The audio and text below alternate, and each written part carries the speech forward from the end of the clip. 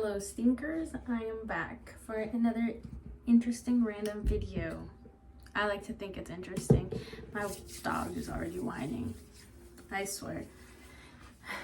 Okay, this is gonna be a very anesthetic get ready with me while I share some happenings of this week. You can hear her whining. Some happenings of this week and like a little bit of tips on, I think, like managing a mental breakdown. And so let me preface this. Obviously, I am not like a mental health specialist or a psychologist or whatever, right? And so I'm speaking on what my literal mental breakdowns look like and how I am learning to navigate them as they come up, and also like basically sharing in case anybody's lost in the sauce, because I have felt like I have been lost in the sauce, and that I thought I had to have like major meltdowns or major mental breakdowns for them to be considered mental breakdowns, or like nervous breakdowns or whatever. And I like that they all look different for everybody, and I feel like there's not a lot of content, I guess, that says that. Usually, like, you'll go on YouTube and you're like spiraling already, and you're like, how could I do with a mental breakdown? And it's like incredibly unuseful things, or people are trying to give you a criteria of what a mental breakdown is going to look like. And a lot of the times, like, everybody's different, right? So it's not like, I don't always have panic attacks or anxiety attacks or anything like that, but I meet other things that in my body, I know that my system is breaking down, right? Like, something is going up and I need to like check in with myself, and I know that this is gonna go terribly if I continue to let it spiral and break down. So yeah, anyways, I kind of wanted to share that because just, I don't know, just so if people watch, like, people can see and also feel alone, like not alone, and kind of validated in the sense that like your mental breakdown and your mental health struggles don't have to look like the person next to you or the people on like YouTube or Instagram or whatever, or TikTok. So yeah, anyways, I'm a relatively like unesthetic, all over the place person, so this is not gonna look like cute or anything. This is just what I do. Yeah, anyway, so this last weekend I was doing military training. We were away for a couple days. We were out in the field doing training, and it was, from like the get-go, incredibly unorganized. I'm going to try not to point blame, but it was incredibly unorganized. It felt pointless, like there was no intent. There was almost very little of value that happened during this training exercise, right?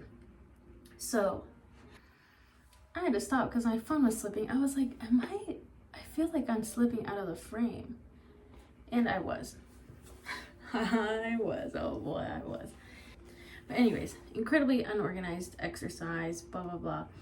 I am an acting platoon sergeant. So in this case, I am responsible for about, I'd say, 10 soldiers. But a lot of the times, like, leadership kind of is all over the place in terms of like the people that you're managing, right? So at times it feels like you're managing the entire company's worth of people, which in my company it's not that big. It's about 30 soldiers, but it adds up, right? And I'm only 23, okay? So I don't have experience. We are part-time military. It's not like we're doing this every day. So yeah, anyways, so it felt really hectic. It felt like it was just completely unorganized. It felt like myself and my counterpart were kind of like always on the shitty end of things, like getting the blame, or like kind of like where the message was just getting shot, right? Like, we deliver information and instruction from the higher echelon, and then disseminate accordingly. And then the lower enlisted are also like, why are we doing this? What's the point of this? Blah, blah, blah.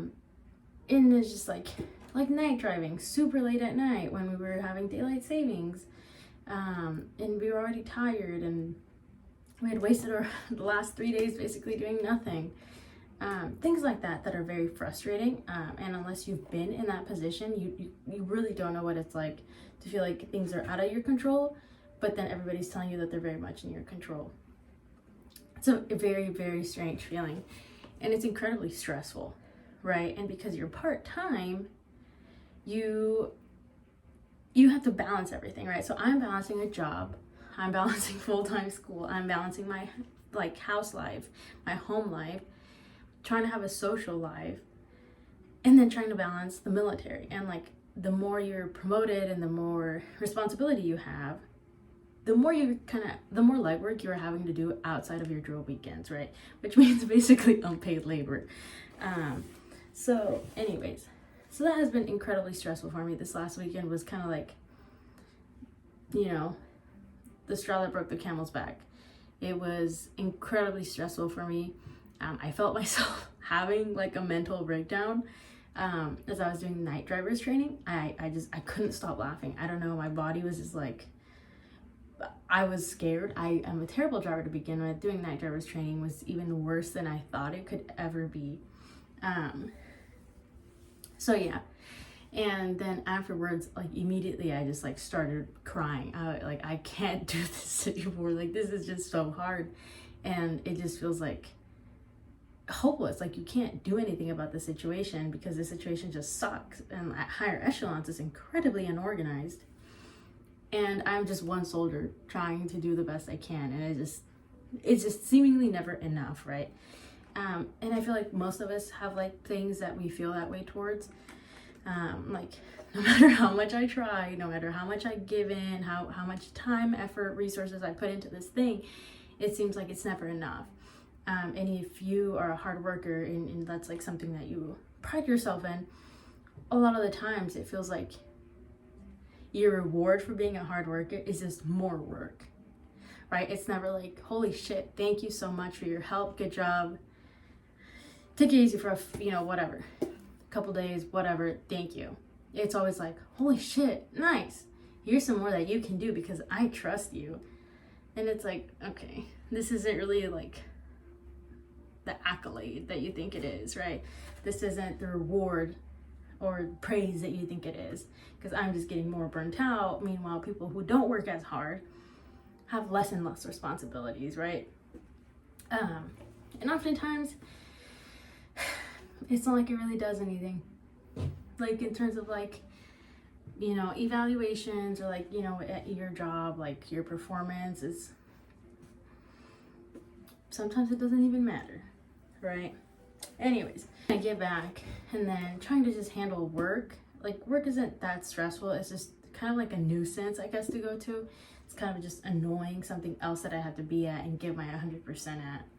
And basically to just be shat on because I can't sell a credit card, right? Regardless. That in itself is a little bit stressful because I'm a people pleaser. I love to please people. I love to be yeah, I did that. Yeah, I'm great. But it's too much now. It's getting way too much. And then also I have been dealing with it's a knee injury. I've told this story, I swear, every video. A knee injury, basically. I've been going to physical therapy for a while. And that has just taken a toll on me mentally. I can't do the things that I like to do all the time. I can't, yesterday I did go on a run for the first time since yeah, I guess since it happened, since January, which is crazy to think that was 2 months ago already. But yeah, but that's taken a huge toll on me mentally. I can't do much. I like to strength train. I can't really do that, or leg days, because of my knee, right? And it's just damn it, I don't even have an outlet, right? How frustrating is that? And so that has been another thing totally bothering me. Then school, by golly, I do not like college. I don't like school. I don't know if it's because I feel like I don't know what I'm going to be doing with my life after. But I don't know, I just don't like it. I don't enjoy it. Maybe if I didn't work or had other responsibilities, I would love school, but girl, I'm getting tired. Anyways, yeah. So school has been terrible. It's like not graduating basically for another year now, which is probably for the best, so I can take it slow and actually stop failing my classes. But yeah, my God, I can't get this necklace on. But yeah, so that has been a burden, just like dealing with school. Like, then it feels like also like many professors, this is another thing I have to talk about in another video, but many professors feel like school is your only concern. And I feel like a lot of teachers or professors, whatever the hell, are completely out of touch with the fact that, like, in this economy, you can't just go to school. Like, if you are just going to school, whether that's because you got a full Pell Grant or you got hella scholarships or because your parents paid for it, it don't matter. If you're going to school full time without having to worry about how you're going to manage rent or how you're gonna buy groceries or anything else, you are extremely privileged. Like, you could be poor, you could be dirt poor, but if you got enough money so that you can go to school and not worry about other things outside of school, you are still very privileged, right? And I think that's maybe not, that might be a hot take, just because you maybe were born into poverty or whatever, and now you got like a bunch of money to help you out, and now you can go to college like worry-free, stress-free about how you're gonna eat or how you're gonna manage your living situation. You are extremely privileged, in that regard, at least. Anyways, I can't get this on. Anyways, so yeah, and it feels like anytime you try and work with professors, or in my experience, it's like a 50-50. Like, so I'm like, I got it. Like, I know, like, you're like, it's, everybody's got a lot going on. I can totally work with you on these like few assignments or whatever. Especially when I have drill weekend and I just can't do my homework on the drill weekends. That's just not how it rolls, right? And then some of them are like, that's your fault. You should have figured this out, and good luck. Everybody has something on their plate. And it's just like, wow, there's like no empathy, no sympathy, no, you don't care, right? It's like, maybe you should focus more on your studies. Girl, I am, to the best of my abilities, and I'm asking you for help so that I can continue doing so. And you're refusing to, because I'm not special, basically, is what you're saying. Anyways, so that's been incredibly stressful, to the point where it's like it's so paralyzing. I don't know how to describe it. That is super paralyzing, to feel like you have so much shit going on. You're like, where do I even start? It's like walking into a hoarder's house. You're like, I literally don't know where to start. Should I start at the mice poop? Should I start at the old moldy food? Should I start sorting into your clothes into piles? Should I start doing laundry? I don't know. That's how my life has been feeling like. So anyways, yeah, yesterday I had a really good day. We went out mini golfing, and it was just a lot of fun. And then out of nowhere, it's like this horrible cascading feeling of like, the walls are closing in, the walls are closing in, the walls are closing in. What are you gonna do? You can't find a job. You're not gonna be able to find a job after graduation. You're majoring in social sciences. What kind of damn degree is that? And it's just like, my brain was fighting me for like 3 hours. And it was just like, legit feeling like I got put in a room and they're like, it's 10 seconds counting down, the walls are closing in. And you have to figure out how to make enough money to live comfortably and to live the lifestyle that you want, without also having to be like enslaved to a fucking 9 to 5 or 12 hours a day, multiple days a week, without having to see being able to see my dog, take care of my dog, my partner, like having a life, having hobbies. Like, how can I fulfill my essence of like as a human being and still have enough money to not worry about living day to day, right? And it was just holy shit, like I can't even describe. It was just so suffocating. I was like, I don't know. I feel like I can't breathe. It was terrible. And then it like led me to like eating hella crackers and hummus and papaya salad. Oh, I made papaya salad, girls. That was good. It was good for my first try. It was pretty good. Anyways, yeah. And I ate like cake. Girls, I was going ham. Stress eating is where it's at for me. And during those times, it's terrible. That's why I've gained like 40 pounds in the last 2 years. Regardless. Oh, and then I'm like, I need to make sure that I'm in shape so I can pass my PT test in 2 months, or else I can't even get promoted. Then I'm supposed to be out of military in September. Am I really gonna get out? Should I re-up? Should I work full-time for the military so I can afford a living because they pay very well? Or should I just fuck it, we ball, and try and find a civilian job and probably get paid slim pickings for it's an extremely stressful thing, commute like hour and a half to the city every single day. It's just, it was so terrible. It was just like running in like a little hamster wheel. It's terrible. If that sounds like anything like you or something, like, girl, Mr. whatever, I feel you. It is tough out here. And then, yeah, it just felt terrible. And then, so now I guess transitioning to the second part of the video, after my sob story, which isn't even the half of it. I'm gonna be honest. I'm keeping it like E for everybody right now. Because there are things I cannot just chat about. But anyways, yet. Yeah, anyway, so that has been incredibly stressful. And then I wanted to talk about like what kind of helped me and what has helped me historically try and get out of these things, these like total lows in my day. Sometimes this feeling lasts golly, like I've had it last for like months at a time, where you're like, I'm sinking and I can't, like nobody can help. This is just like such an isolating battle sometimes. So yeah, good luck on that. I feel you, and I just know you're not alone, because it happens to the best of us. But anyways, so historically I've not dealt with them very well. Usually ends in me just stress eating, feeling bad about myself. Historically, this might not be public knowledge. It probably will be now because I'm putting it on the internet. But for some time, I will not lie, I did turn to alcohol to think and to see if I could, if it could make me feel any better. It didn't. I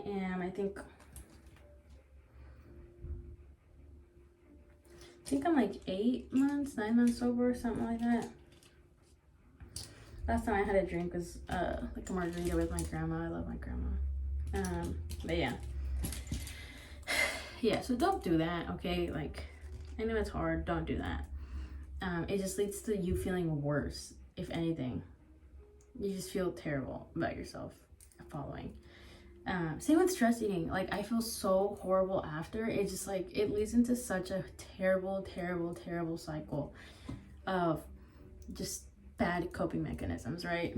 So something that has helped, well, let's use yesterday as an example, is one, talking to somebody. Also, oh my god, this mascara, I love this mascara. It's the Roller Lash by Benefit. So good. Anyways, is talking to somebody. Talk to somebody. Because a lot of the times your spirals don't make any sense. Like, they're valid concerns, but for me, like, I overthink it, and then I'm like, I'm gonna be jobless forever, I'm gonna be homeless. It just spirals into things that are like more unlikely than you think, and more unlikely that they will happen, because at the end of the day, like, just humans in general, you are stronger than you think you are, right? Mentally, physically, like, you are more resilient than you think you are. It's just your brain is your biggest public enemy. Number one is your own damn brain. So just talking to somebody. Yesterday I was on my spiral. I was talking to my partner, and it's like listening to me, and I'm like talking about how I was like, I'm gonna die, I'm not gonna leave a legacy behind, like there's nothing, like I am contributing nothing to this world. And he was like, well, like maybe you should think about what you can do now, like what can you do in the now, in the present, to make life better for yourself, because you're thinking about how life is probably going to be terrible for you in like 5-10 years or whatever, but you're already living like, basically like you're living in a different time period. Ow. He gagged me with that. I was like, oh, you're not wrong. Like I kind of wanted to keep on my spiral because it just makes me feel better. It doesn't make you feel better. It makes me feel worse because it's like a negative Nancy situation. But it makes me feel like, I don't know, it's like satisfying in a way to just keep rumbling like negative, like see, it's all bad. Like, can't you see how bad this really is? Like, this is a terrible situation I'm in. I don't know what it is, but that's kind of how I go about it, right? Because it's the truth. Like, I'm complaining about a life I don't even know about in 10 years, 1 year even. And I'm like, wow. And like, it really made me think, if I'm doing things that will make my life better in the moment, an example, like working out, or like maybe dancing and singing, or like journaling, or, going out on walks, eating healthy, it's going to make me feel better now. And it's also going to develop at some point into like a routine, into habits that will inevitably just become a part of my life years down the road, right? Which then it kind of in turn turns into stability and like familiarity, which I like. It kind of makes you feel more like, okay, I'm probably not gonna like be homeless and dead and broke in 10 years, right? And it makes you appreciate the fact that like I, for example, like I'm not doing too shabby for my age. But yeah, so that was really just talking to somebody. Obviously talk to somebody that's going to listen and that's not going to make you feel stupid. Because that's another thing, like you have to know who's going to like give you the space to be like, okay, spit it out, what's going on, and also kind of help you ground yourself if you need the cues. I know that I can't do it on my own. Like, it is incredibly, well, I can, but it is incredibly hard for me to wind myself back in once I have already thrown the ball of yarn. I need the cue. I need the cue of like, somebody has to grab that ball of yarn and be like, okay, it's not rolling anymore. Let's see where all this yarn went, and then let's start winding it back. I need the cues. I need the cue from somebody else. Or else, like I said, I'm going to spiral for months on end. So yeah, talk to somebody, a trusted somebody. And point 2, journaling. I hate that I always stray away from journaling because it feels like a chore. But I feel really good after I do it. So yesterday, after my conundrum, I journaled for a little bit. I just put down like what I was feeling, and reading it almost sounds like, am I crazy? Like this, come on, like these are really wild thoughts. So it kind of recenters you, and it lets you put it on paper. It lets you put it to a third party. So even if you don't have somebody to share it to, you have a journal. Or like making videos, just having, so if you don't have a person, like I would recommend talking to somebody first, just because that's just how that works. But if not, journaling or making voice memos, or like even recording yourself and speaking about what is going on is so like almost therapeutic. Like me, in the first like 10-15 minutes of this video, just talking to you about the things that have been going on this week is almost so, it's like very therapeutic, very like, okay, I'm like releasing it, and it's not yours, right? I'm not like throwing my burden on you, but it's releasing. I keep burping, sorry. It's like being released, and I'm not holding on to it anymore. But yeah, so journaling, making a video, a voice memo, painting.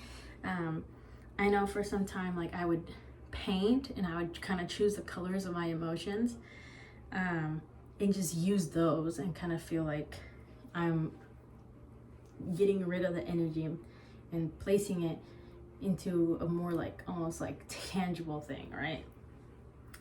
But yeah, so for number 3, I'm gonna be honest, go on a walk, like get out of the house.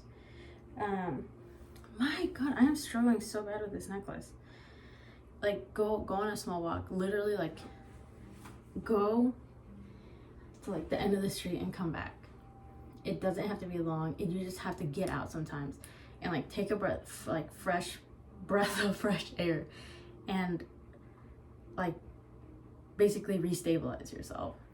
That was incredibly helpful to me. That's always been helpful to me. I realized that mostly after I got Bea, our dog, that just going out, maybe not even with your dog, okay?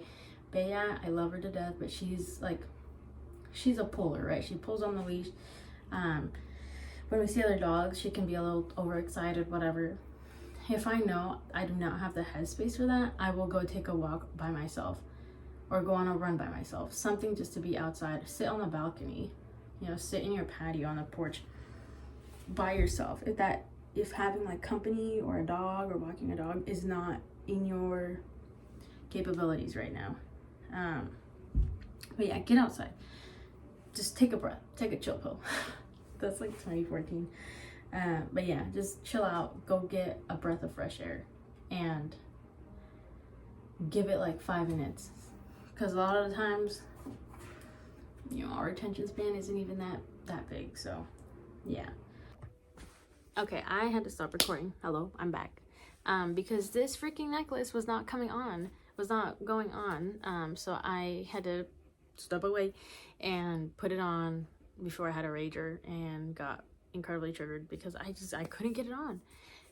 Anyways, so I talked about like the 3 biggest ways that I kind of use or do to kind of come down and work my way down and de-escalate from these like horrible like feelings of anxiety and kind of like mental breakdown-esque type of situations. Now for this final part, I just kind of want to touch a little bit on decreasing your cognitive load, because we are carrying so much sometimes in our heads that we don't realize how much of a burden it really is for us, right? So the best way that I like to decrease my cognitive load and having these like little random thoughts and checklists in my head is to actually put them on paper. So this kind of goes along like the lines of like journaling, but I already talked about that. But this is more of like being proactive to help yourself not get to a level of such burnout. So what I like to do is usually every day, I really try every day to have a list of what I need to get done in that day or what I would love to get done in that day. And then I have bigger lists of like, these are tasks that within, I don't know, like the next 2 weeks or within like the term need to be completed, at a kind of like a longer scale of time, longer length of time. And then that way I can see visually what needs to be done. And so let me kind of like walk you through it. So for example, I'll compartmentalize. Compartmentalizing to me is one of the most important things, because you don't want just like a massive 4-page list of things you need to do with your life, right? That's not helpful. If anything, you're just gonna get a fucking panic attack looking at that like 5-page list of things you need to do that encompass work, school, chores, social life, your partner and your dog or whatever, etc. Like, and yourself. That is just too much. So I will try and compartmentalize it. So for the house, I'll do like, I need to vacuum like the entire apartment just once today. Today the laundry bin is full, so I want to do laundry. Just one load. I just ask one load. I really struggle with completing tasks. I'll start them, but I won't really finish them. So I'm trying to do a little bit more of a setting numbers, I guess, putting numbers to your tasks. Like, I need one load of laundry completed, one load of laundry folded, right? I don't know, I hope that makes sense. Stuff like that. So, like meal prepping. Today I will cut up all my vegetables. That's it. I'm not asking myself to make a meal. I'm not asking myself to also make rice, to cook salmon, nothing. I am just asking myself to cut up all my vegetables. It will likely turn into me actually making a meal because I'm like, well, fuck it, I'm already here. But I'm not demanding it, so there's no cognitive, like, I'm not in my mind trying to be like, what am I gonna have for dinner? What am I gonna have for dinner? I need to make something. It is just terrible. It's really genuinely paralyzing for me to try and have that much to think about all the time. So, yeah. So for school, I'll be like, today I want to finish, reading A, stuff like that. And then for like my relationships, I'll be like, I need to walk the dog at least twice today. Ideally, I'll put down a time that I want to do that, and I'll set a timer for when I need to start getting ready for that walk. And then for like the long terms, for example, for the term, I'll use school because that's kind of what I've struggled with the most. So I've kind of experimented with what is like might work for me in terms of trying to make sure that I have as little added baggage to my cognitive load because of school. So for me, I can't just write like do assignment 1, do assignment 3, because assignment 1 will usually have more than just, it can't just do the assignment. There's probably steps to that assignment, right? So it could look like reading 20 pages of chapter 1, writing down your discussion and responding to 3 people, right? That could be assignment 1. What I suggest that you do is I write down those 3 steps. Instead of saying assignment 1, check, it will be read pages 1 through 20 of reading 1. Next bullet will be write your discussion point. Bullet number 3 will be response to a peer 1, response 2 to a peer, response 3 to a peer. Because I need to know exactly what I am getting myself into for that assignment. And then I'll kind of put a bracket next to it or color code it. Like this is all one assignment, but these are all the steps that I need in order to actually complete the assignment. Because I found that if I just write down a generic do assignment 1, assignment 2, and I open the assignment on Canva, and the first thing I read is read 30 pages of chapter 1, I'm gonna want to kill myself. I am not going to want to do it. I'm not going to want to. It's just gonna be too much. I don't have the time right now. It would be really cool if also like you could kind of guesstimate how long that's gonna take you. I know 20 minutes of like academic reading will be like 30 minutes for me. So maybe try and write that down next to it. Or if you're a points-oriented person and you're just kind of worried about passing, as in that's like the boat I'm in, it's like write down how many points each assignment is worth as a whole. And then, kind of go from there and kind of pick your battles on that one. So yeah, anyways, that is something that has helped me just, like I said, put out your thoughts into something else, because I feel like a lot of us are just carrying so many mental loads, like mental tasks. Like paying bills, and I have to schedule a doctor's appointment, and I have to go do this, and I really want to, hang out with my boyfriend, and it's like, I'm thinking all of this, but none of it is actually ever getting put into motion, because if I don't see it, it's like, it's not out of sight, out of mind. It's almost out of sight. I'll think about it later because it's still in the back of my head. It doesn't really go away. I don't know how to describe that. But if you struggle with that, I feel like you'll know what I'm talking about. Anyways, but yeah. So that's kind of like my big overall help to reducing my likelihood of getting to this like huge stage of like a mental nervous breakdown, and trying to stay on like the lower end of burnout. Because to be honest, I am like chronically fatigued, like chronically just burnt out, probably since I was like, I don't know, man, 16, to be honest. I am burnt out. I have been stressed for like years, almost a decade now, probably longer. And it's really just a battle every day to make sure that you would just make it to the next day alive, and trying to find ways to make life easier for yourself. Because sometimes what all like the internet tells you, or what even other people tell you or don't tell you, or leave you feeling invalidated, or like there's no way to even find a way out, or have a way to get better and feel better. It's just like, it's also taxing. And yeah, I don't know. So I hope this was kind of helpful. It's a long video. I'm pretty sure it's gonna be like upwards of 30 minutes. But I really hope that this helps, at least like the last few tips help you, like, one, de-escalate if you are already to that point of you're having a breakdown. And this last like little nugget or tidbit of what I try and do helps you avoid getting to that point again, or at least decreases the frequency in which you're having these like huge breakdowns, or huge like, you know, just times of burnout that make you feel like paralyzed and like the walls are really caving in on you. So yeah, anyways, thanks for watching. I'll see you soon, I think. I hope. Let me know if you have any video suggestions. Yeah, catch you later.